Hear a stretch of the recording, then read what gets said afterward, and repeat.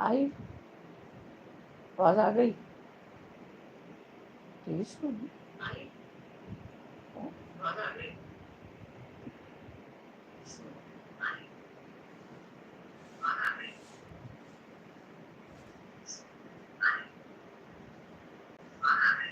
Oh no बार बार repeat हो रहा है ना वो उधर जा रही है फिर इधर आ रही है फिर उधर जा रही है फिर इधर आ रही है बंद किया तो सब मेरी आवाजें आ रही हैं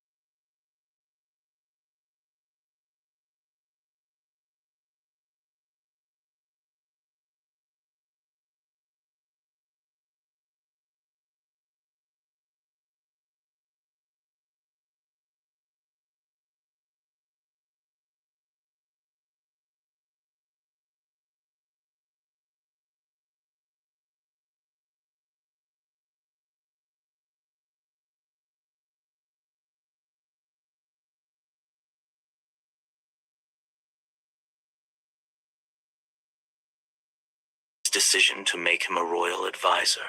Sinbad returns to the bustling market, his energy renewed as he engages in lively trade. Silks shimmer, spices perfume the air, and precious stones gleam, reflecting Sinbad's growing fortune. He barters with shrewdness and charm, captivating traders from distant lands and locals alike. He barters with shrewdness and charm, captivating traders from distant lands and locals alike. His business skills sharpens, and his reputation as a successful merchant confirms with each deal. A merchant ship arrives at the island harbor, slicing through the waves. Sinbad is surprised to see it is the same ship from his ill-fated journey. The captain is overjoyed to see Sinbad alive and returns all of his goods. Sinbad bows deeply before the king, his heart overflowing with gratitude. Sunlight bathes the palace, illuminating treasures beyond measure. My gratitude is boundless, Your Majesty. I shall never forget your generosity. Sinbad straightens, his eyes reflecting a newfound confidence as he prepares for his journey home. Sinbad, now wealthy, steps onto the ship, ready to leave the island behind. He waves farewell to the island, a chapter of adventure closing. The ship begins its voyage, heading towards Baghdad. Sinbad, draped in opulent fabrics and gleaming jewels, arrives in Baghdad. The streets pulse with vibrant life as a jubilant crowd surges forward, their cheers echoing through the city. Banners flutter high above, celebrating Sinbad's triumphant voyage and elevated status. Sinbad gestures expansively, displaying his riches to a circle of friends and family. Sunlight illuminates jewels and exotic artifacts. Sinbad recounts tales of dangerous journeys and wondrous discoveries, his voice filled with passion. He lives in comfort, surrounded by loved ones, but a restless glint flickers in his eyes. Sinbad stands at the bustling Baghdad docks, his gaze fixed on the vast, beckoning sea. A determined look hardens his features, signaling the start of a new, thrilling adventure. Sinbad's ship sails towards the horizon, a symbol of his relentless quest for adventure and fortune. The vast ocean stretches endlessly, hinting at countless untold voyages. The scene closes with a sense of finality, yet whispers of future journeys linger in the air.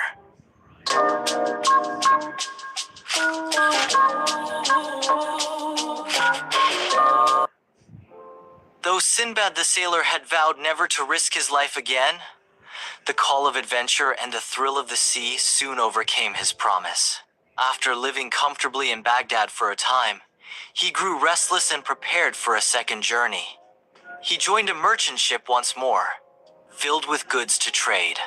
The voyage went well until one day, their ship was struck by strong winds and driven far off course. Eventually, they found themselves near an unknown island with steep cliffs and thick forests. The sailors decided to explore the island. As they searched, Sinbad lost track of the others. When he returned to the shore, to his horror, the ship was gone.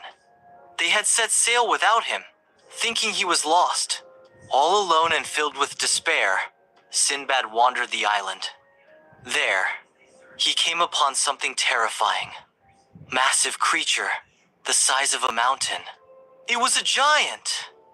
And soon Sinbad realized that he had stumbled into a land of man-eating giants.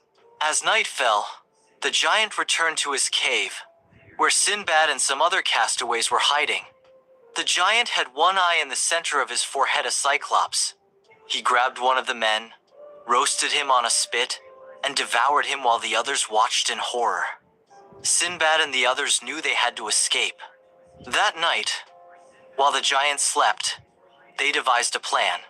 They heated iron spits in the fire, and just like the Greek tale of Odysseus, they drove it into the giant's eye, blinding him. The giant screamed in pain but could not see them. The next morning, they clung to the bellies of sheep that the giant let out to graze, and they escaped the cave. They ran for the shore and made a raft from logs. Just as they pushed off, the blind giant's brothers appeared, hurling massive rocks at them. Many men were lost, but Sinbad managed to escape. Eventually, Sinbad drifted to another island. This time, he was welcomed by kind people and brought before their king. The king was impressed by Sinbad's manners and intelligence and made him a royal guest. Over time, Sinbad won the king's trust and lived comfortably. Then, one day, a ship arrived from Baghdad. Sinbad told the captain his story, and once again, the captain was amazed to see him alive. He allowed Sinbad to return home with great riches. Back in Baghdad, Sinbad lived in luxury, telling his incredible tale to friends. But deep inside, he still knew his adventures were not yet over. After returning safely from his second voyage, Sinbad the sailor promised himself that he would never go to sea again. But soon, the thrill of adventure and the desire for more riches tempted him once more. So, he joined a new group of merchants and set sail on his third journey. At first, everything went well. The weather was good, the sea was calm, and they traded goods at different ports. One day, they reached a beautiful island. The land was green and filled with fruits and birds. The captain gave the passengers permission to explore. Sinbad and some other men got off the ship and started walking through the trees. They ate fruits, drank fresh water, and rested under the shade. But while they were enjoying themselves, the ship suddenly sailed away, leaving them behind. The captain didn't know that Sinbad and some others were still on the island. Sinbad and the others wandered helplessly until they saw a huge, strange building. They went inside, hoping to find help. But soon they were terrified. A giant monster appeared. He was as tall as a palm tree, had sharp teeth like knives, red burning eyes, and he walked with heavy steps that shook the ground. The giant grabbed one of the men, killed him, roasted him over a fire, and ate him like a wild animal. Sinbad and his friends were horrified, but they could do nothing. Each night, the giant ate one man. Sinbad knew they must escape soon. So, he came up with a clever plan. He told his friends to gather wooden sticks and sharpen them. At night, when the giant was sleeping, they heated the sticks in fire and stabbed the giant's eye, blinding him completely. The giant screamed in pain, but he could not see anymore. The next morning, the men ran toward the sea. The blind giant tried to catch them, but failed. They found wooden rafts and quickly floated away into the sea. Later, a large bird called Rook attacked them, thinking they were enemies. Some of the men were lost, but Sinbad survived and floated for days on the sea. At last, he reached another island where kind people lived.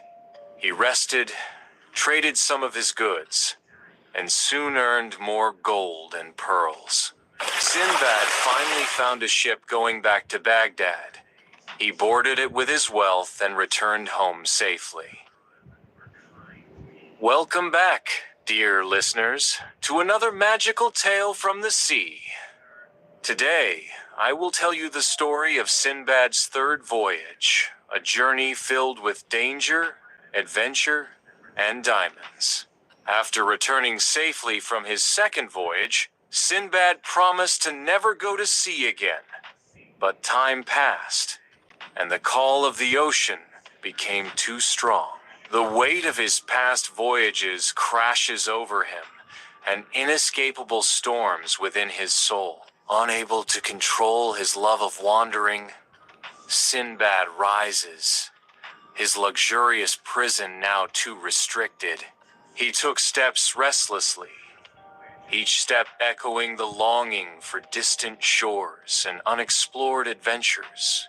The Baghdad port teems with life, a symphony of motion and trade under the vast sky. A ship prepares to depart, its sails promising adventure and escape. The ocean's call proves irresistible. Old oaths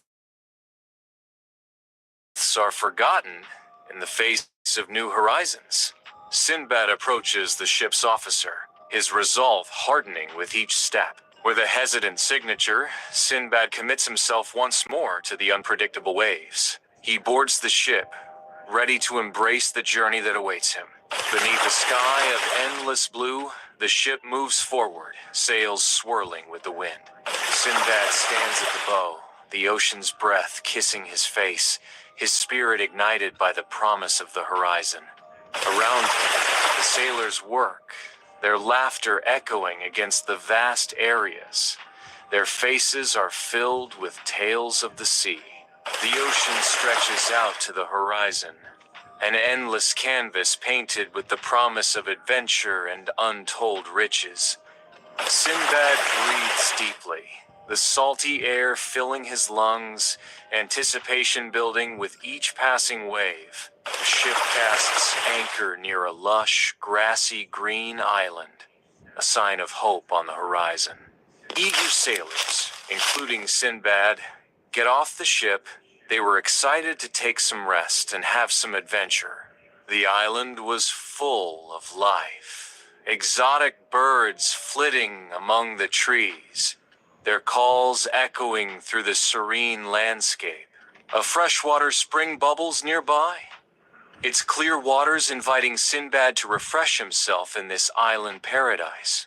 Sinbad sits under the spread-out branches of a massive tree, finding peace in the symphony of nature.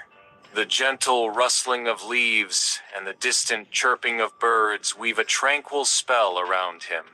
A profound sense of peace washes over Sinbad, quieting the storms within his soul.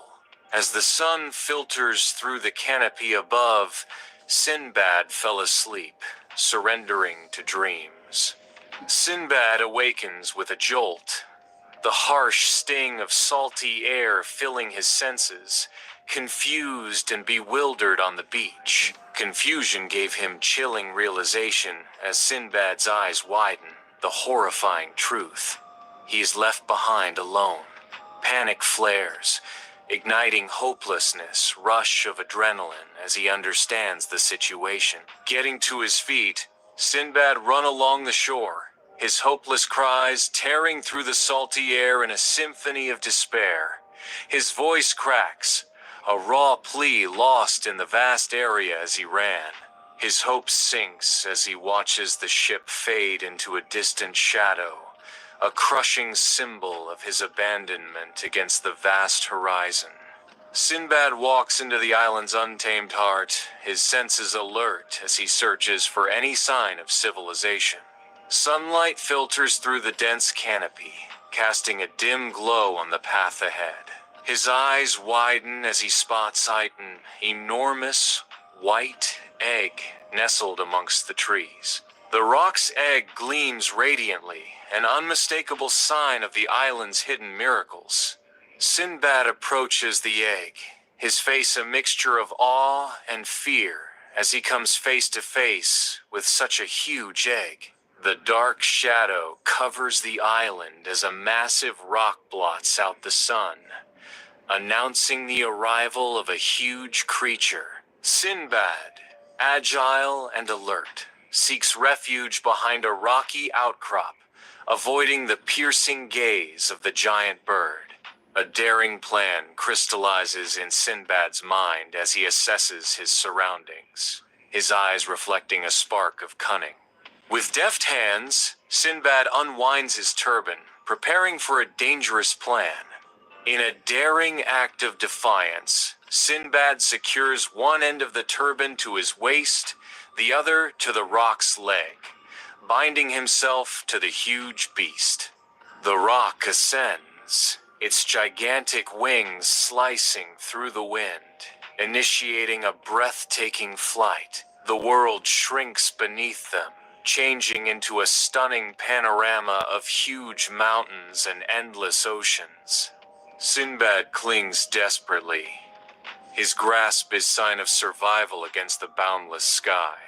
The rock descends majestically, its enormous wings churning dust and diamonds across the Valley of Diamonds. Sinbad, now unbound, cautiously steps onto the shimmering valley floor, his freedom hard-won. Sinbad surveys the landscape, a growing sense of dread washing over him as he spots huge snakes. Giant snakes glides through the precious stones, their scales gleaming in the daylight. He hides behind rocks at daytime. At nighttime, Sinbad comes out from his hiding place, his eyes scanning the Valley of Diamonds. People were throwing meat into the abyss.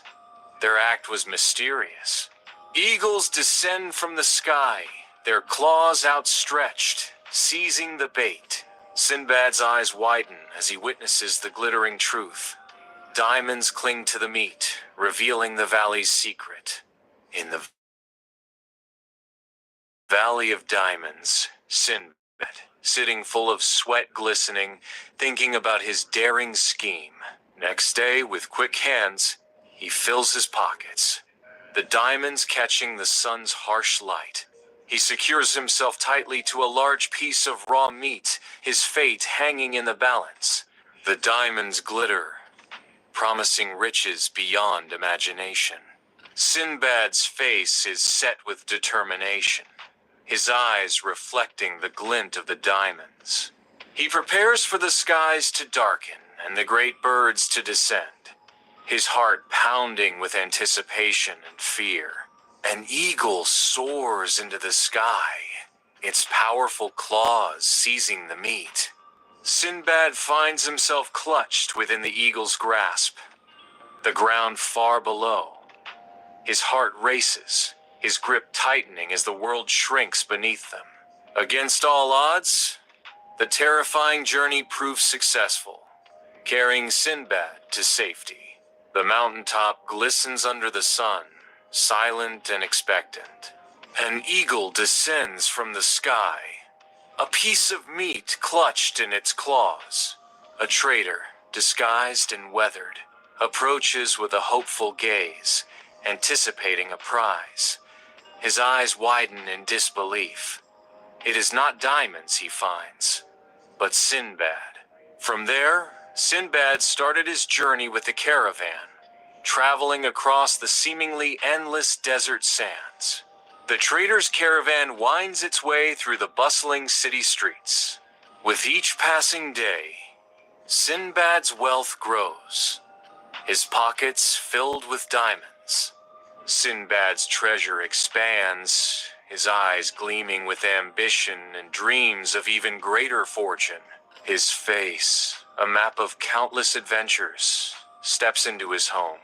A chorus of cheers erupts as friends and family, their faces alight with relief and joy, greet Sinbad. Sinbad's eyes reflect a genuine warmth as he gestures for everyone to gather, a comforting aroma of dates and spices filling the air. My friends, my family, I thank God for my safe return. I have seen wonders beyond your wildest dreams, Sinbad proclaims, his voice filled with gratitude.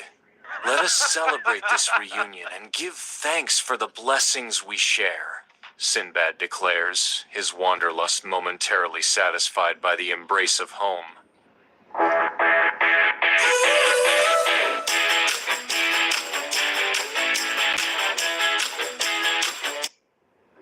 Once upon a time, in a land hidden beyond the Silver Mountains, there lived a gentle fairy named Alara. She had wings like petals of spring flowers and a heart full of kindness. Alara spent her days helping the forest creatures, healing wounded birds, and spreading joy through her magical songs. But not far from Alara's forest, deep within a twisted, thorny wood, lived a bitter old witch named Morva. Her hut was made of blackened stone, and her heart was filled with envy. Years ago, Morva had once been a fairy herself, but her desire for power turned her magic dark. She could not bear to see Alara happy and loved by all. One day, Morva brewed a powerful spell. "If I can take Alara's light," she hissed, "the forest will no longer sing, and I shall be the most powerful of all." She created an enchanted rose that shimmered with beauty, yet held a curse. Anyone who touched it would slowly lose their magic. Morva disguised herself as a traveler and left the rose in the heart of the fairy glade, knowing Alara's curious and kind nature would draw her to it. As expected, Alara found the glowing rose during her morning flight. She gently picked it up, and at once she felt a chill. Her wings lost their glow, and her magic dimmed. The birds stopped singing, and the forest grew quiet. Word spread quickly that Alara was falling ill. The animals wept, and the trees drooped with sorrow. The once joyful forest became still. But Alara, even in her weakness, didn't lose hope. "Magic may fade," she whispered, "but kindness never does." One night, as the moonlight bathed the glade, a tiny squirrel brought Alara a message. A wise owl had discovered the truth that the rose was cursed by Morva. Summoning her last bit of strength, Alara flew to the witch's hut. "Morva," she said gently, "I know what you've done, but I am not here to punish you. I'm here to ask why." Morva, shocked by her words, burst into tears. "Because I was lonely," she admitted. "Everyone forgot me. I thought power would fill the emptiness." Alara reached out her fading hand. "You don't need to steal magic to be loved. You just need to share your heart again." Morva hesitated, then took her hand. As their fingers touched, a warm light grew between them. The curse broke, and Alara's wings shone once more. But something more amazing happened. Morva's heart began to heal. Her dark robes faded, her gnarled hands softened, and her magic glowed with gentle light once again. From that day, Alara and Morva worked together to protect the forest. The fairy glade bloomed with flowers that never wilted, and even the thorns in Morva's woods turned into vines of gold. And so, the tale of the fairy and the witch became a legenda reminder that even the darkest heart can bloom with kindness and love.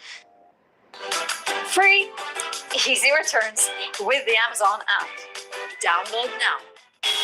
With Neo Plus, transfer your salary and avail 6.25% per annum. No min.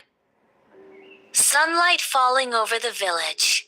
Nestled peacefully among rolling hills, Amara walks through the village square, her expression thoughtful as she watches other children play. She lingers on the edge of the group, a quiet observer of the joyful games. The peaceful atmosphere of the village contrasts with the hidden longing in Amara's gaze.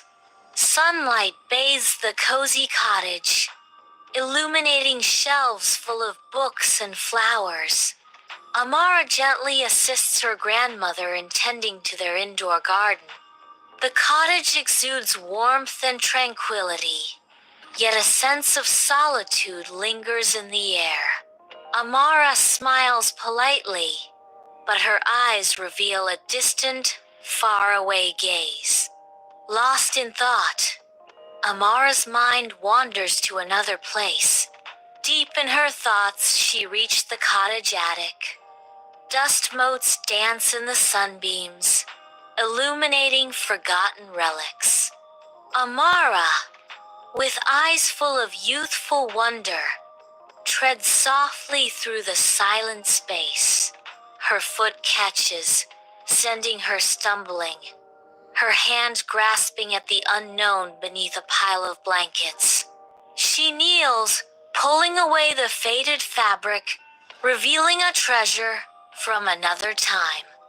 A beautiful old dollhouse emerges from beneath the dust, its intricate details hinting at stories untold.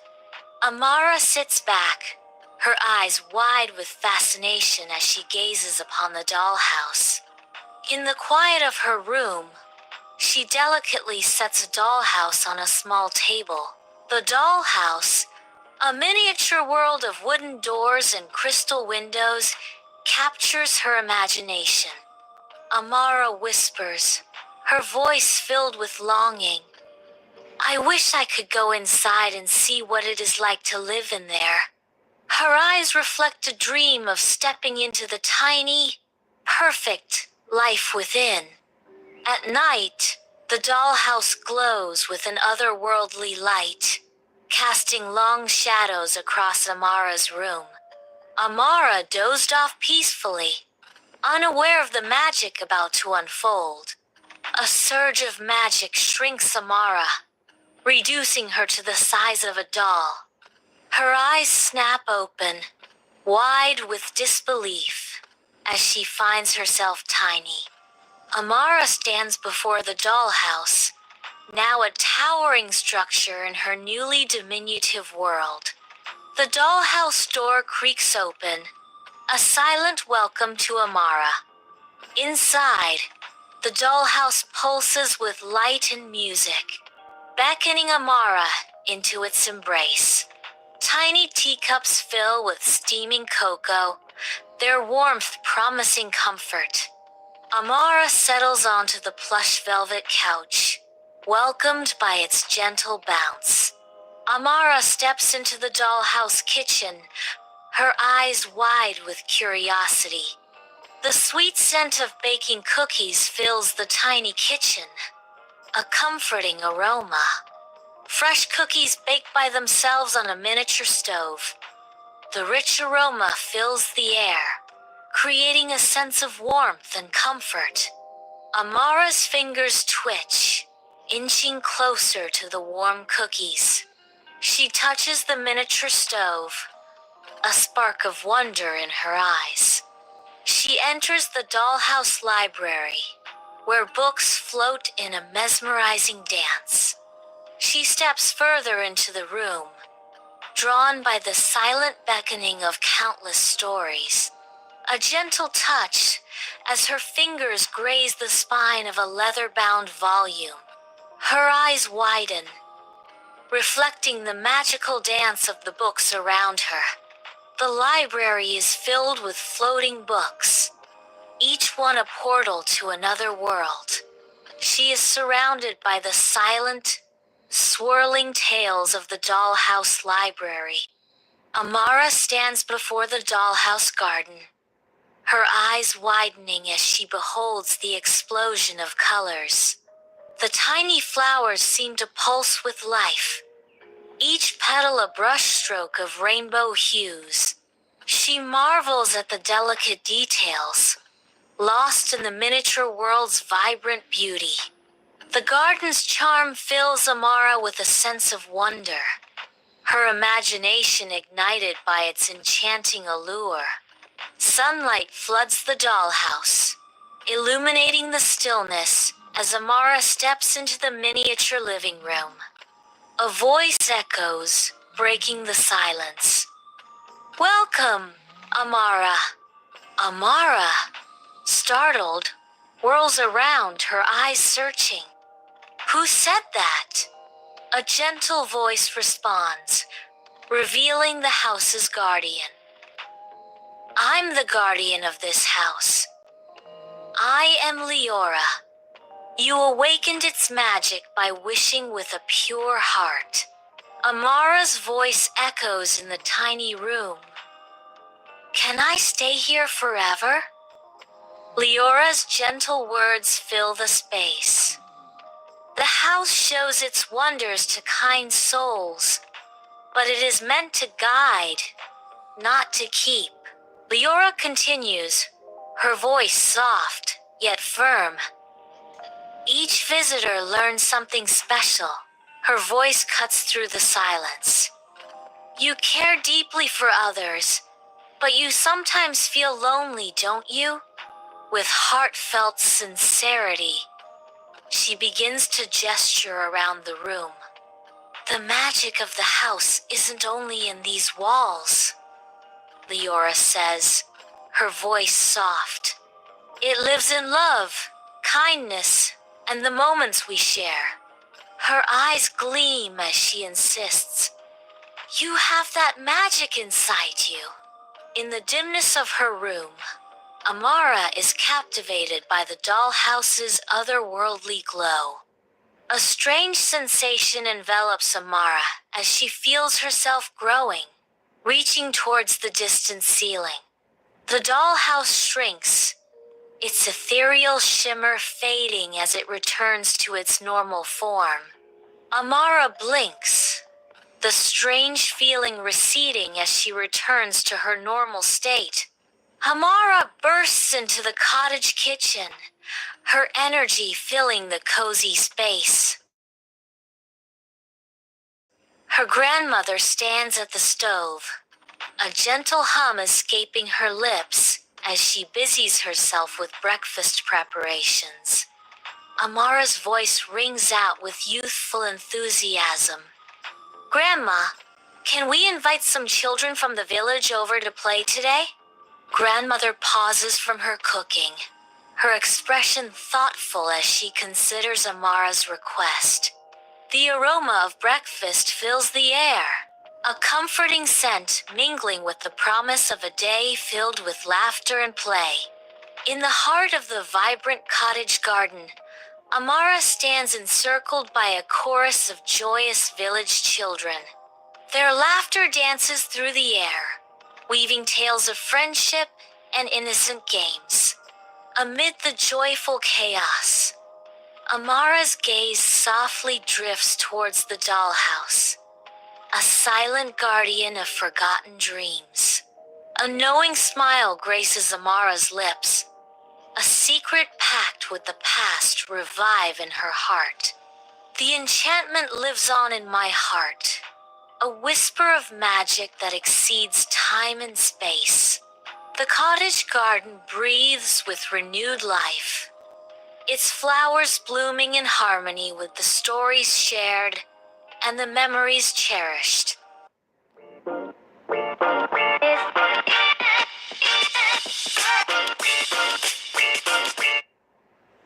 Once upon a time, in a quiet village in between green hills and silver rivers, there lived a kind-hearted girl named Lena. What made Lena special was not just her gentle soul, but her hair that shimmered like pure gold under the sunlight. Her hair was so bright that birds would often fly close, thinking it was morning light. But Lena never let her beauty make her proud. She helped her mother in the fields, fetched water for her old neighbor, and always shared whatever little food she had with the poor. One day, the king announced that the land was under a strange curse. Flowers stopped blooming and the rivers were drying up. People began to worry, and many wise men tried to find the cause, but none succeeded. One evening, while walking through the forest to gather herbs, Lena heard a soft cry. Following the sound, she found a tiny fairy trapped under fallen leaves. The fairy was weak and could barely move. Without hesitation, Lena gently freed the fairy, wrapped her in her warm scarf, and whispered, "Don't be afraid, I'll take care of you." The fairy looked up at her golden hair and smiled. "You have a pure heart, Lena. I am the guardian fairy of nature, but I was captured by darkness. Only someone kind and selfless could free me." With a wave of her hand, the fairy touched Lena's hair. The golden strands began to glow brighter and brighter until they lit up the whole forest. Trees straightened, rivers gushed back with water, and flowers bloomed in every color. The curse was broken. The fairy said, "Because of your goodness, you've restored balance. The land will flourish again." She reached into her tiny pouch and gave Lena a crystal hairpin shaped like a sun. "Wear this, and you shall always shine with inner light," said the fairy before disappearing into a flower. When Lena returned to the village, everyone was amazed. The king himself came to thank her and offered her gold and a place in the royal palace. But Lena kindly refused the riches. "My home is here, with the people I love. I only wish to help them live in peace and joy."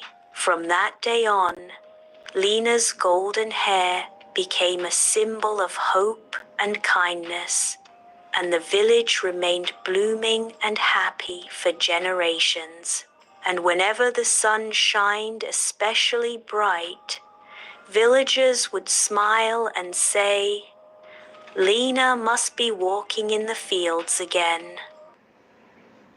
Sunlight weaves through the enchanted forest's canopy, unveiling the hidden splendor of Glittering Glen.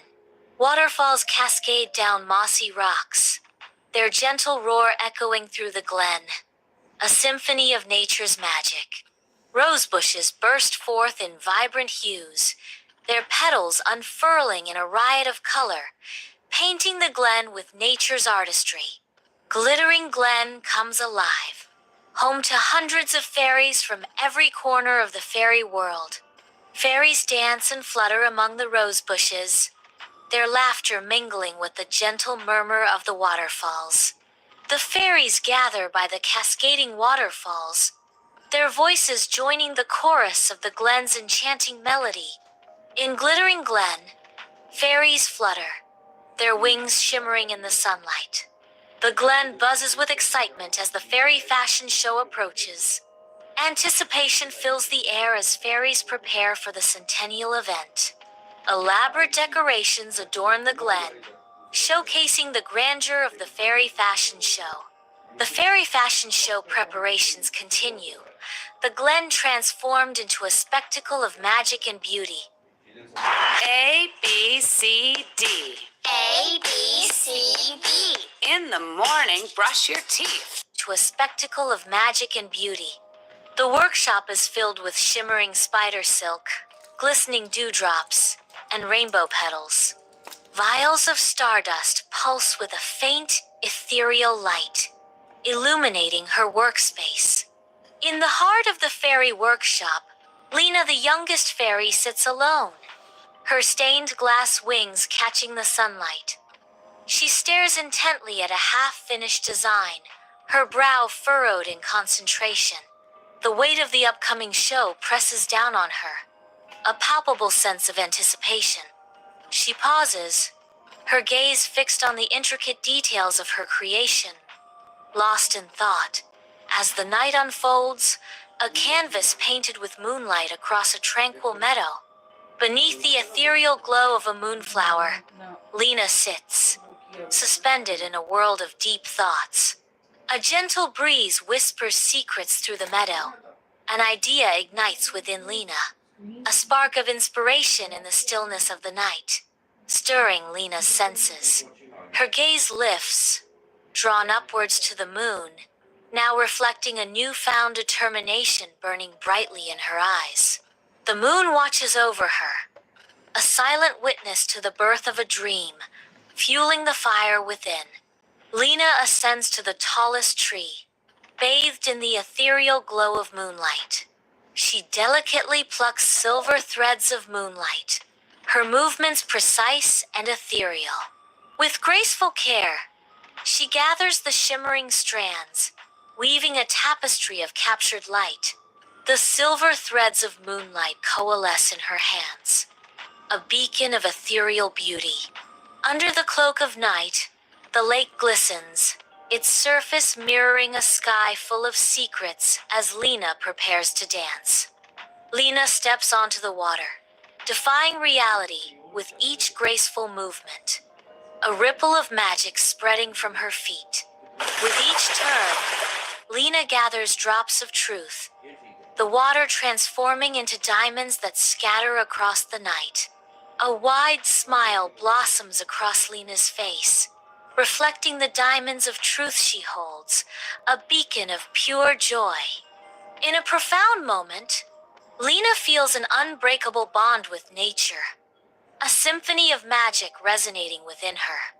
The fairy workshop glows with a soft, ethereal light, a haven of magic and industry. Lena, surrounded by her tiny assistants, meticulously weaves moonlight threads. Diligent ants carry shimmering threads, their tiny bodies moving with surprising strength and purpose. Buzzing bees, their wings a blur, deliver dewdrops, each one a tiny jewel.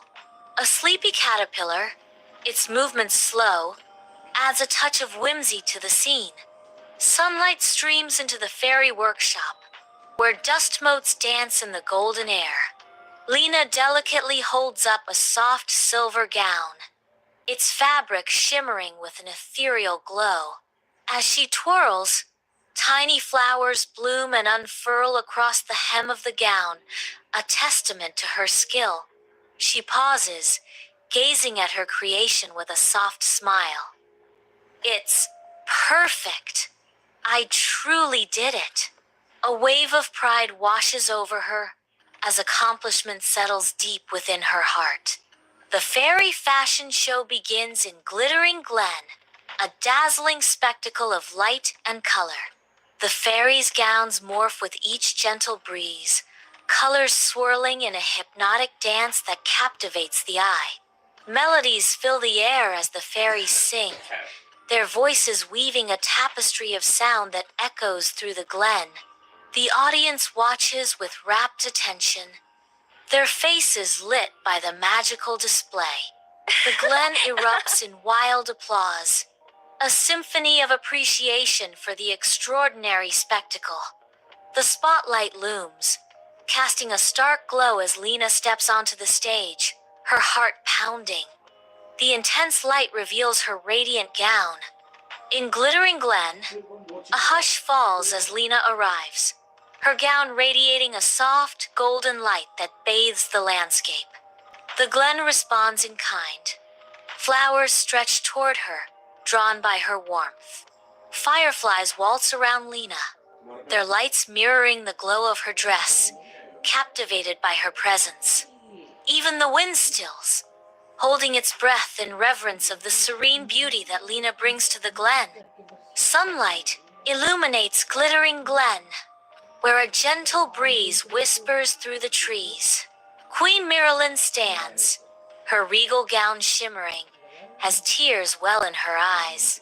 Queen Miralyn's voice trembles as she whispers, "This is not just fashion. This is magic with soul." Her words echo through the glen, imbued with profound emotion. The breeze rustles through the trees again, carrying her words like a benediction. A hush falls as the moonlit crystal crown is gently placed upon Lena's head. The crowd bursts into thunderous applause, a sea of faces lit by admiration for Lena's deeply moving creation. The crown sparkles, casting a rainbow of colors across Lena's face and gown. "I am deeply honored to receive this crown," she speaks, her voice echoing through the glen. Lena expresses her gratitude. "Thank you to everyone who has supported me, especially my dear forest helpers." In Glittering Glen, designers approach Lena, curiosity lighting their faces. The sun warms the scene as they gather, eager to uncover the mysteries of her art.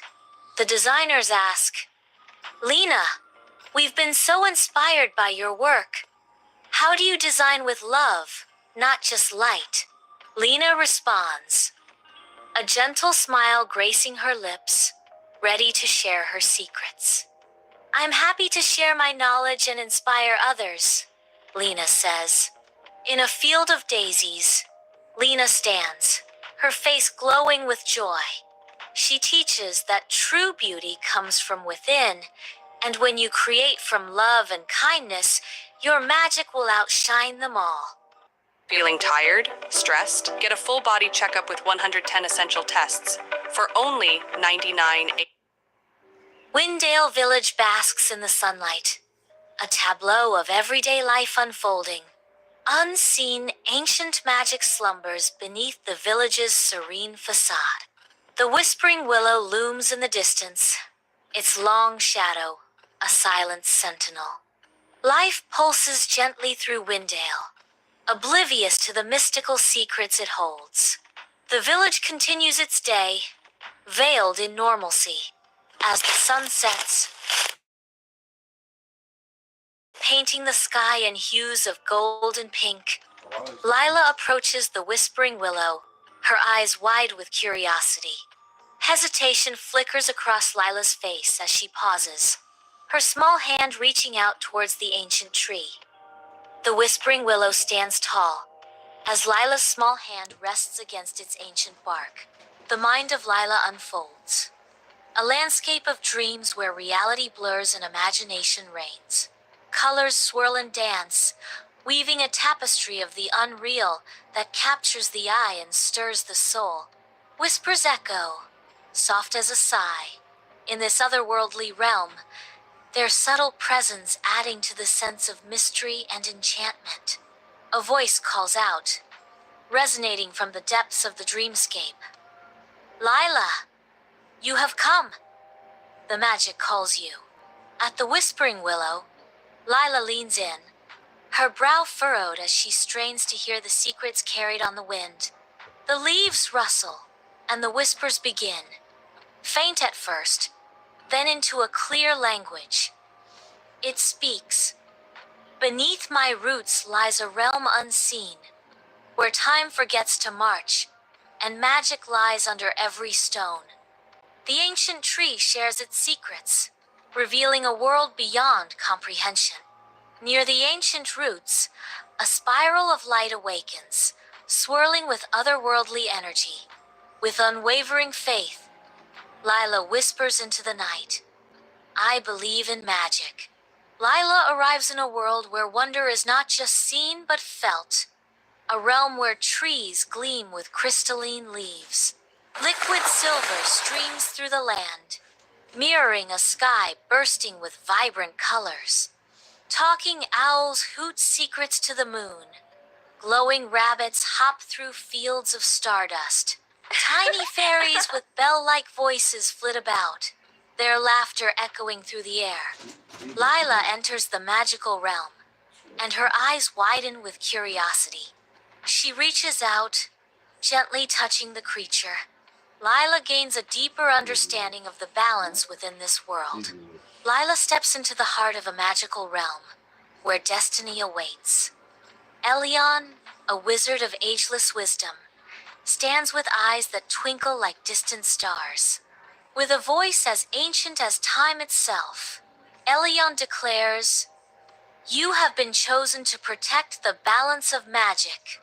The weight of the world, the balance of magic, now rests on Lila's shoulders." Inside Elion's hut, ancient artifacts stand as silent witnesses to forgotten ages, bathed in the soft glow of ethereal orbs. The air hangs heavy with the scent of dried herbs and the lingering essence of forgotten magic. Elion looks on with concern. Our world is fading, Lila, because humans have forgotten the wonders of kindness, imagination, and hope. His words echo through the small space, a lament for a world losing its way. The ancient artifacts seem to pulse with a faint, sympathetic light, as if agreeing with Elion's grim assessment. Lila wanders through the magical realm, a world painted in hues of wonder and enchantment. She seeks wisdom not in books, but in the rustling whispers carried by the wind. She deciphers the secrets etched in the celestial script of the stars, unlocking cosmic mysteries. She lends her ear to the melodious songs of the fairies, their voices weaving tales of joy and sorrow. True magic, she discovers, lies not in power, but in the gentle art of healing and the selfless act of sharing joy. Sunlight dances through the fairy glade, illuminating Lila as she finds solace on a mossy stone. Eyes closed, Lila immerses herself in the tinkling chorus of the fairies' songs. Shimmering figures weave through the flowers, their wings ablaze with light. A subtle shift in tone. Lila begins to understand the music of the fairies. She realizes the fairies sing of nature's delicate balance, a plea for harmony. The air hums with magic, as Lila absorbs the fairies' urgent message. Sunlight paints the crystal cave's entrance with rainbows, beckoning Lila into a world of shimmering wonder. She steps cautiously into the cavern, surrounded by crystalline structures humming with otherworldly energy. Lila reaches out, her fingers brushing against a large, pulsating crystal. A wave of warmth envelops her, as she discovers a profound connection to the earth. In the magical realm, Elion stands before his hut, his hand outstretched in anticipation. He presents a gift, a small, intricately carved wooden pendant glowing softly. The wood is smooth and warm, clearly fashioned from the ancient whispering willow. With a tender smile, Elion imparts a blessing, his voice resonating with ancient power. Wear this, and magic will follow you always. The pendant awaits Lila, promising enchantment and wonder with every touch. Lila, bathed in ethereal light, steps back into the spiral, a journey through realms unseen. She finds herself once more in Windale, the familiar whispering willow standing sentinel. Though Windale remains the same, Lila carries within her the profound echo of change. Lila walks through Windale Village, the wooden pendant around her neck. The villagers watch her, their eyes filled with suspicion. Despite their doubt, the air hints at change, a subtle shift in their distrust. The village awaits, poised on the edge of acceptance as Lila continues her walk. In Windale Gardens, the flowers burst forth in a riot of color, their vibrancy intensified, beckoning all who pass by. The animals of Windale Gardens display a newfound trust, drawing closer to Lila without hesitation. Even the shyest creatures of the garden venture forth, their curiosity piqued by Lila's gentle presence. Windale Gardens is transformed into a haven of beauty and tranquility, where nature's wonders unfold in harmonious symphony. The residents of Windale Homes radiate happiness, their faces reflecting pure joy. A subtle magic permeates the air, filling every corner with wonder and delight. Lila's pendant emits a soft, ethereal glow, a constant reminder of the magic she holds close. She quietly acknowledges the magic within her, her eyes filled with newfound strength and purpose. At Lila's school, children gather, their faces eager as she prepares to transport them to another world. With sweeping gestures, Lila begins her tale, painting a vivid picture of magical realms and wondrous creatures. The children's eyes widen, reflecting the breathtaking landscapes Lila rise up with her words. Hanging on every word, their firm belief transforms the schoolyard into a gateway to imagination.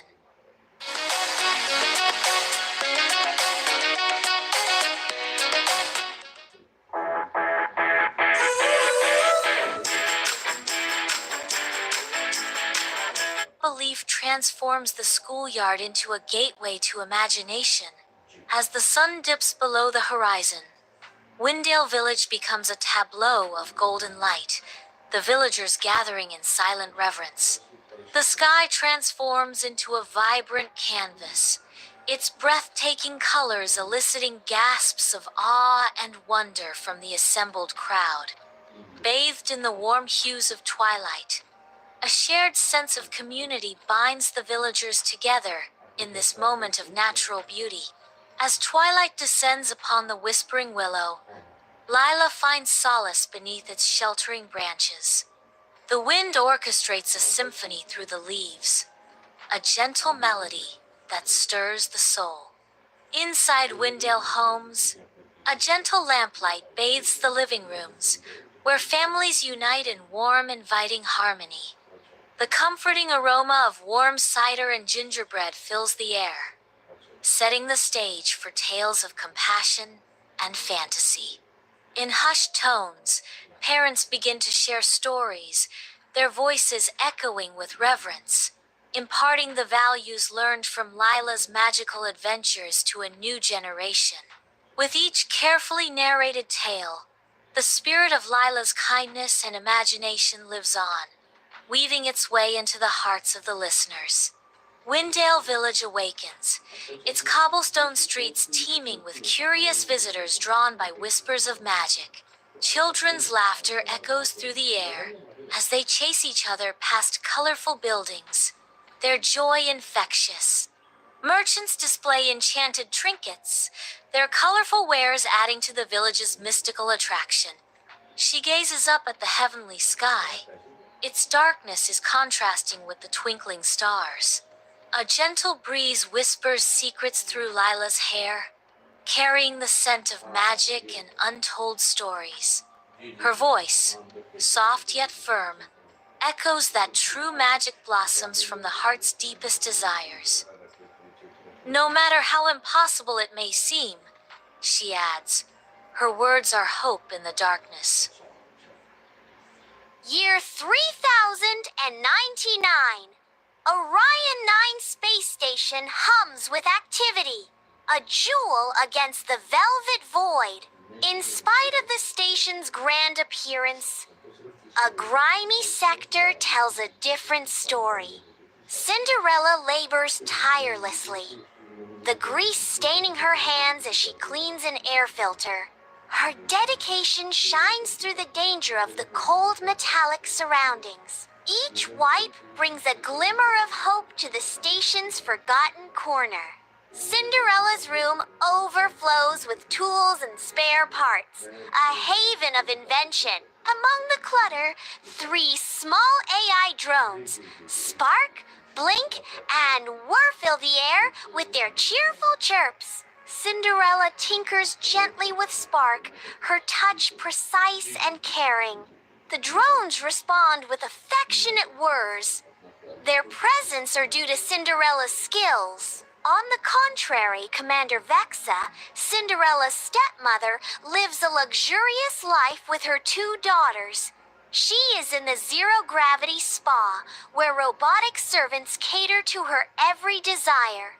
Starla and Nova, her daughters, drift alongside her, their fingers dancing across holographic displays as they indulge in virtual shopping. The Asteroid Mall interfaces shimmer around them. Among the weightlessness, gossip flows as freely as the currents of air, binding mother and daughters in a shared moment of leisure. Robotic servants glide gracefully, increasing the scene with an aura of technological service. In this luxury, the boundaries between reality and virtuality blur, creating a world of endless possibilities. On the mess hall screens, news broadcasts announce Prince Andromedon's Zero-G Ball. Excitement sparks through the space station, with hurried movements of the crew. Cinderella watches with longing, her gaze locked on the distant gala's shimmering images. The mess hall buzzes with excited chatter as the crew discusses the upcoming ball. Cinderella's eyes reflect a mix of longing and resignation as she remains still, watching the shimmering gala on the screen. In her rich suite, Commander Vex's face twists in fury as she grabs the offending invitation. Her voice dripping with disgust, Commander Vexa spits out, "You? At a royal event? You're just a maintenance girl." With a violent gesture, she shreds the ticket, the pieces floating like mocking confetti. Starla's mocking laughter fills the room, adding insult to injury. Nova joins in the cruel amusement, the sound echoing through the suite. On the stark landscape of Orion 9, a luxury shuttle awaits its passengers. Commander Vexa, Starla, and Nova step aboard, their expressions indifferent. With a casual wave, they dismiss Cinderella, leaving her behind. She watches them depart, a single tear drop down her cheek. In the loneliness of her quarters, Cinderella sits.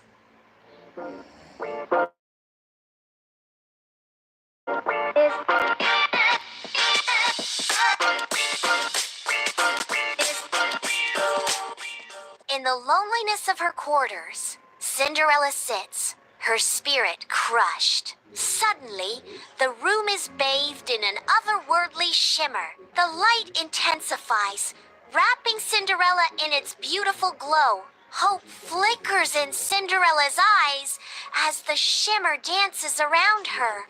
Galaxiella shows up, a vision of starlight and shimmering wires. Stars weave through her form, shimmering jewelry twinkling with cosmic energy.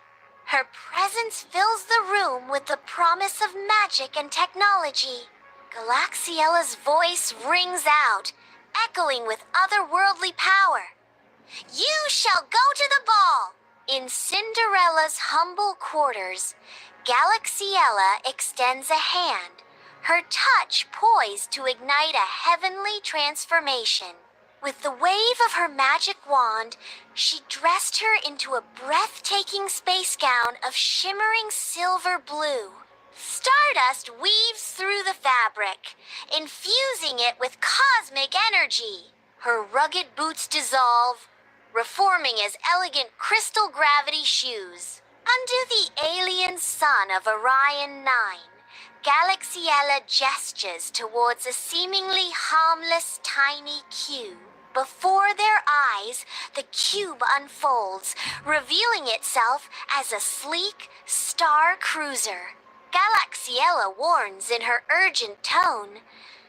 But remember, its magic will dissolve at midnight. The gleaming star cruiser stands ready for Cinderella to leave for the journey.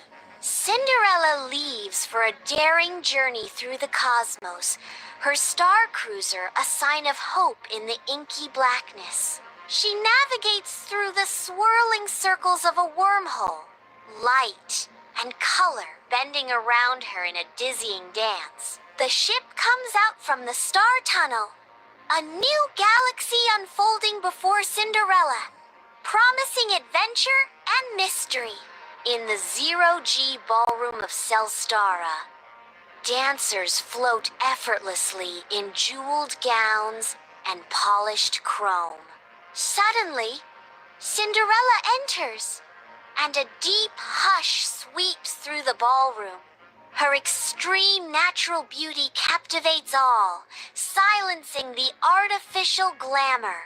Prince Andromedon, by the shimmering energy fountain, stares, utterly spellbound, in the zero-gravity ballroom of Celesta, Cinderella, and Prince Andromedon begin their beautiful dance. Starlight floods the ballroom, casting an otherworldly glow on the couple as they spin.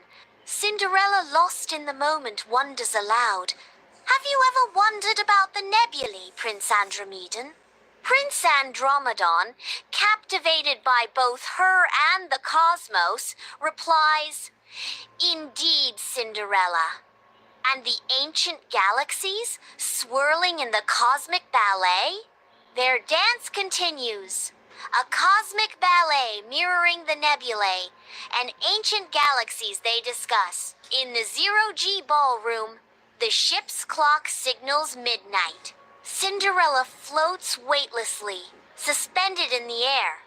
Her eyes widen in silent terror as the clock's chime echoes around her. Weightlessness amplifies her sense of helplessness and dread. In the bustling crowds of Celestar, Cinderella makes a swift escape.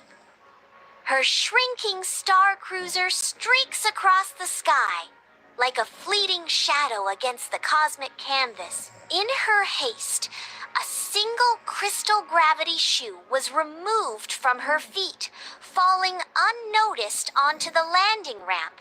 In a zero-gravity ballroom, starlight dances through crystalline walls, unveiling Prince Andromedon.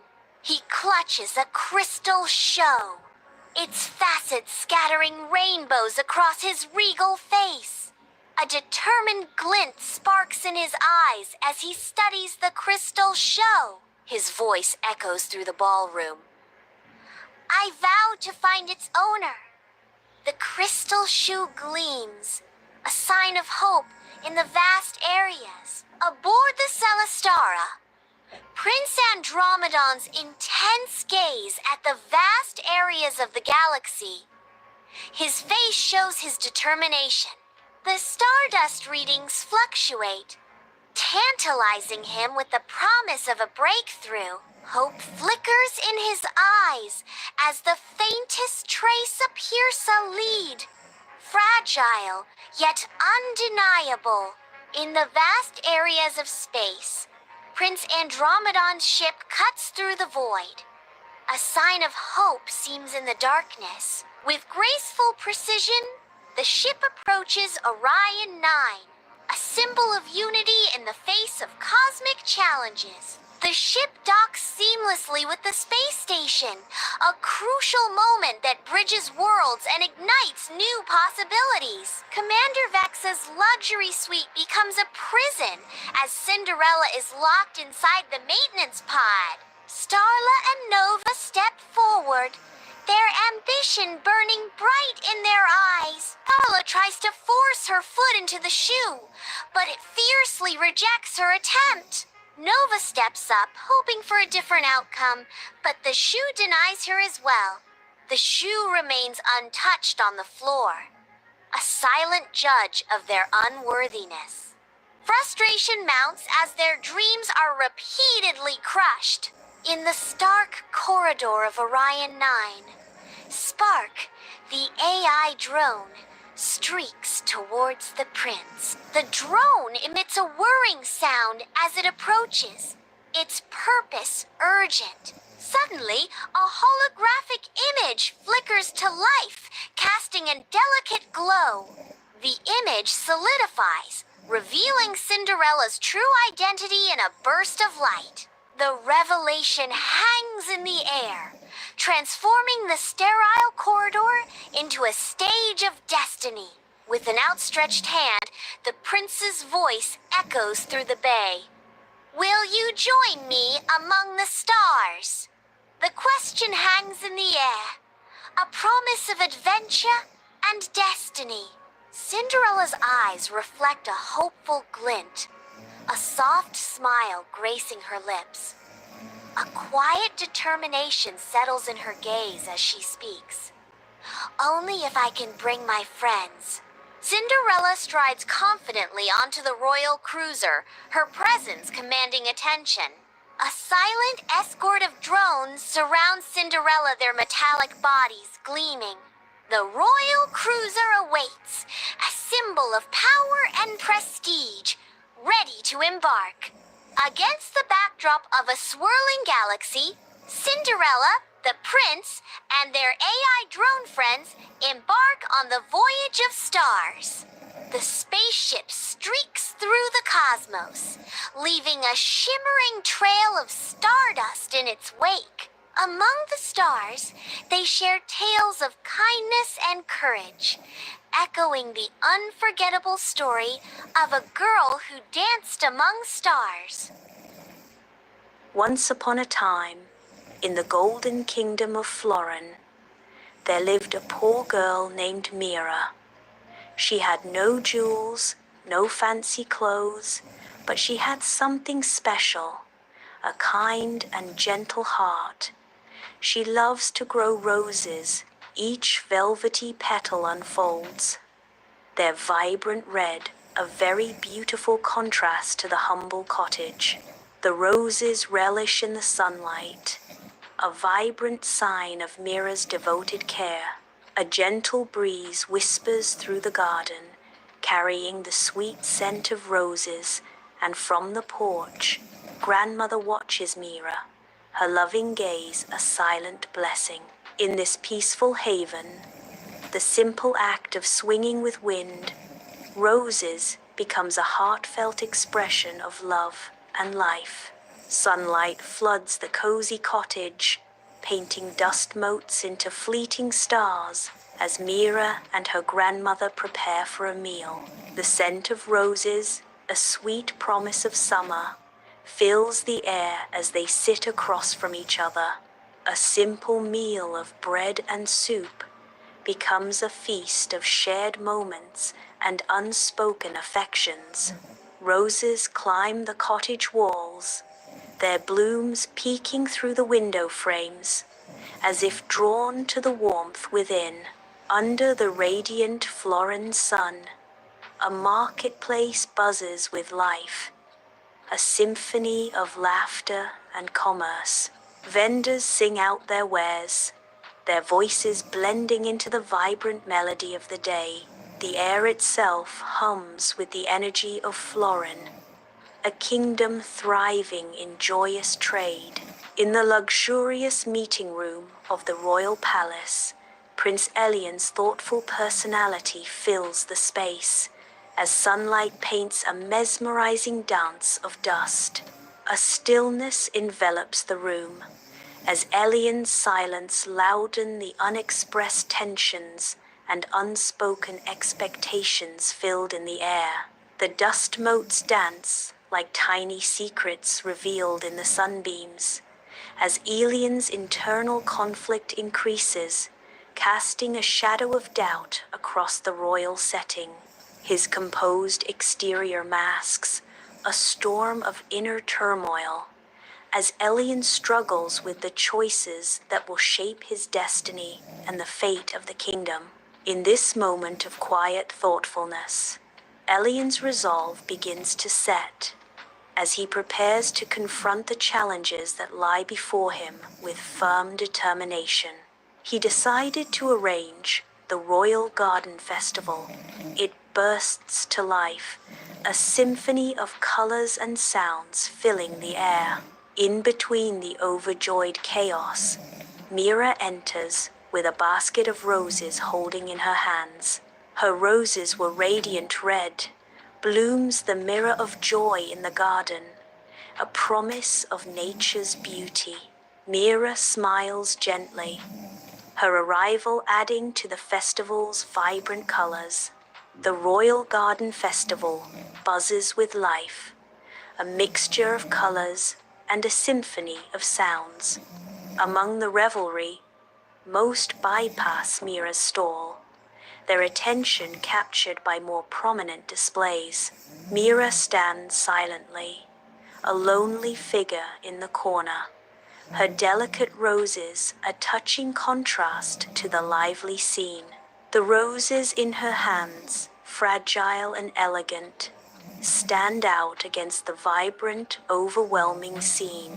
Among the lively Royal Garden Festival, Prince Elion wanders, his eyes absorbing the bright displays. He stops, drawn in by a particular arrangement of roses, their colors a striking contrast. His gaze softens, captivated by the rose's exquisite beauty. Lost in admiration, Prince Elion is mesmerized by the roses. Elion walks purposefully toward Mira, the radiant hues of the roses mirrored in his eager eyes. He pauses, captivated by the breathtaking display of floral beauty. "These are the most beautiful roses I've ever seen," Mira responds with heartfelt simplicity. They grow with love. The garden, alive with color and fragrance, becomes a vibrant stage for their unfolding connection. With a royal flourish, Elion purchases Mira's entire stock of roses, leaving a trail of awe in his wake. Elion extends a single golden coin to Mira, a gesture of princely generosity. Mira's gentle refusal echoes through the vibrant garden. "Thank you, kind prince, but I only take what is fair. One coin is enough." Elion's face reveals astonishment at Mira's unexpected honesty. A genuine smile begins to spread across Elion's face, lighting up his features. Elion speaks with newfound admiration. "You are honest and wise. May I know your name?" Mira responds simply, "I'm Mira." The garden festival buzzes around them, but Prince was busy in creating new connection with Mira. In the quiet of his royal chambers, Elion is caught in the gentle embrace of candlelight, his face filled with deep thoughts. His thoughts drift, drawn by the vibrant images of Mira and her roses, each petal a whisper of her gentle spirit. He reflects on Mira's kindness and honesty, finding himself captivated by the purity of her heart. The candlelight dances around him, as Elion remains lost in his thoughts, as his mind swirls with the essence of Mira. Elion stealthily approaches Mira's hidden cottage and observes her from far as a silent observer in the forest's embrace. Elion watches as Mira lovingly cares for her elderly grandmother. Her every action is a sign of her gentle heart. The cottage gives a sense of serene isolation, a haven from the harsh realities of the world beyond. Elion pauses, a mix of anticipation and trepidation swirling within him as he contemplates his next move. The forest whispers secrets as Elion steels himself, ready to step into Mira's world and disrupt the tranquility. Mira scatters seeds with graceful hands, calling forth a flurry of feathered friends. With tender care, she waters the plants, a gentle touch that speaks volumes. Elian's gaze softens, his expression thoughtful as he witnesses Mira's kindness. A quiet revelation dawns on Elian as he murmurs, "I've never seen such kindness." He left from there with firm decision. Next day, he again came to check in a traveler disguise. They are sitting in a cottage, situated deep within the forest. A fire crackles, casting a warm glow on the rough walls. Elian, a weary traveler, sits at the wooden table, kindness filled in his eyes. Mira, a young woman with a bright smile, ladles soup into bowls. Grandmother, wisdom lining her face, looks on with gentle affection. Elian's voice fills the cozy cottage. "This soup is wonderful. Thank you for your generosity," Mira responds, her smile radiant. "It's nothing. We always have enough to share." After greeting with soup, they took a walk towards the forest. Sunlight filters through the forest canopy as Elian and Mira journey deeper into the woods, their path illuminated by dim light. Mira's face lights up as she gestures, painting vivid images with her words. "And then, I want to open a little bakery right here in the village. Can you imagine? Fresh bread every morning, cakes for birthdays." Elian listens, a gentle smile gracing his lips as he responds softly, "That sounds wonderful, Mira." Her eyes sparkle with hope as she presses, "It's my dream." "What about you, Elian? What do you dream about?" Elian pauses, lost in thought, before confessing quietly, I haven't really thought about it. Maybe just peace." In a moment of heartfelt sincerity, Mira declares, "If I ever meet the prince, I'll thank him for being kind, not just royal." Elian listens attentively, a gentle smile gracing his lips as Mira speaks. A shared moment of understanding passes between them, underscored by the quiet rustling of leaves and the soft light filtering through the canopy. The forest watches as they continue their conversation, the dappled sunlight, a silent witness to their unfolding story. In the royal palace, a momentous decision has taken place as Elian prepares to reveal his true identity. He chooses royal robes, the velvet heavy in his hands, a symbol of the weight of his secret. Each thread